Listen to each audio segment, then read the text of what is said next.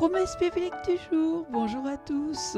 Précédemment, nous avons vu une première partie de Pâques et Pâques. Quelles leçons pour nous aujourd'hui? Une célébration autour de l'agneau, une nouvelle saison. Voyons maintenant, partage en famille. L'agneau pascal devait être mangé en famille selon la portion que chacun pouvait consommer. C'était par famille et par maison. Aujourd'hui à Pâques, c'est toute la famille chrétienne du monde entier qui se réunit autour de l'agneau. Par Jésus, nous sommes frères et sœurs et nous commémorons ensemble dans nos familles et nos églises la résurrection du bien-aimé. C'est le moment d'avoir le sens du partage, de la joie commune et d'une adoration collective. Le sang en symbole.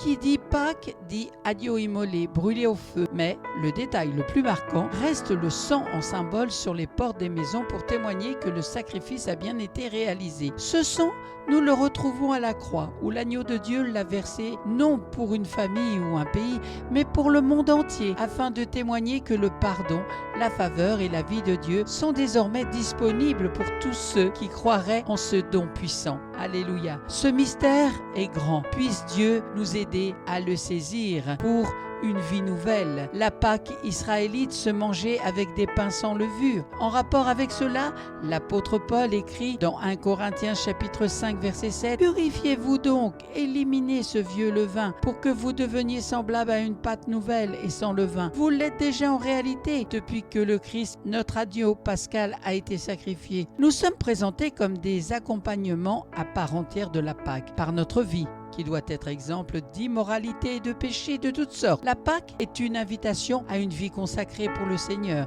dans une perspective d'éternité. Nous abandonnons désormais nos besoins entre ses mains et nous lui faisons confiance pour les combler. Ainsi, nous pouvons nous écrier, comme le prédicateur Charles Spurgeon, « J'ai un grand besoin de Christ et j'ai un grand Christ pour mes besoins. » Que Dieu soit béni. Jésus dit, « C'est moi qui suis la porte. Si quelqu'un entre par moi, il sera sauvé.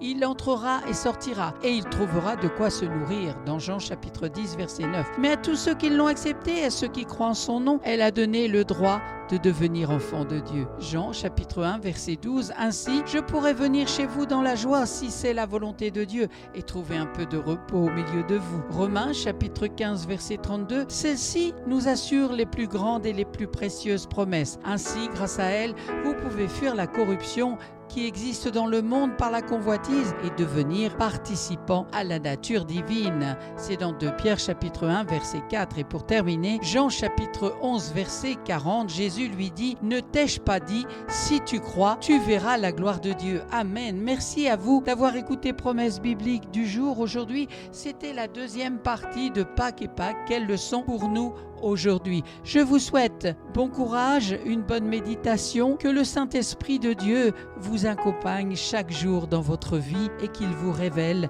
l'amour du Père. C'est ma prière, c'est mon souhait pour chacun d'entre vous. Prenez bien soin de vous et je vous dis à très bientôt.